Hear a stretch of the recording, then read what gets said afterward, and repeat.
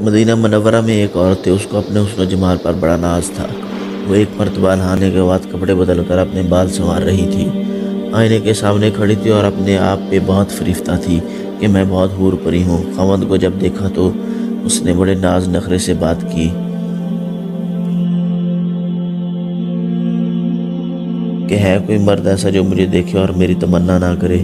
تو خاوند نے کہا، ہاں ہے عبید بن عمیر، یہ مسجد نبی میں مدرس اور خطیب تھے۔ تو میاں بیوی کا تعلق عجیب سا ہوتا ہے۔ آگے سے کہنے لگی، تو دے مجھے اجازت، میں تجھے دکھاتی ہوں وہ پھسلتا کیسے ہے۔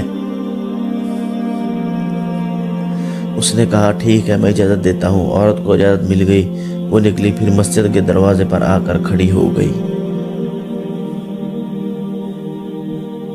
اب جب مولانا عبید بن عمیر رحمۃ اللہ علیہ مسجد نبی صلی اللہ علیہ وسلم سے باہر نکلے تو عورت نے پہلے طریقے سے بات کہی جیسے کوئی مسئلہ پوچھنے کے لیے کھڑی ہو، تو مولانا کھڑے ہو گئے۔ اس دوران اس نے اپنے چہرے سے نقاب کو ہٹا دیا۔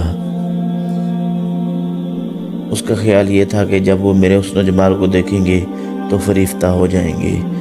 جیسے اس نے ایسا کیا تو انہوں نے نظر ہٹا دی اور کہا، دیکھو کیوں ایسے کام کے بارے میں سوچتی ہو جس سے تمہیں دنیا میں بھی ذلت ملے گی اور آخرت میں بھی ذلت ملے گی۔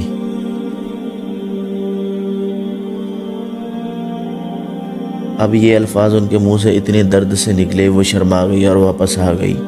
شوہر نے پوچھا، کیا بنا؟ کہنے لگی، کیا مرد ہی نیک ہوتے ہیں؟ عورتیں نیک نہیں ہو سکتی؟ میں بھی نیک بنوں گی۔ اس کی زندگی بدل گئی۔ اس کے بعد روز وہ خاوند سے پوچھتی عشاء کے وقت کہ تمہیں میری ضرورت ہے؟ اگر کہتا ہاں تو وہ وقت خاوند کے ساتھ گزارتی، اور اگر کہتا نہیں تو جبہ پہن لیتی اور ساری رات مصلے پہ عبادت کرتی۔ اس کا خاوند کہا کرتا تھا، پتہ نہیں عبید بن عمیر نے ایک فقرہ بول کے میری بیوی کو نیک کیسے بنا دیا۔ شکار کرنے کو آئے، شکار ہو کے چلے۔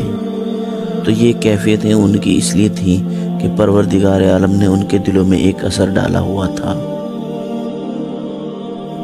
ایمان کامل ان کے دلوں میں تھا، اور یہ نہیں کہ صرف بڑے لوگوں کا یہ حال تھا، بچوں کا بھی یہی حال تھا۔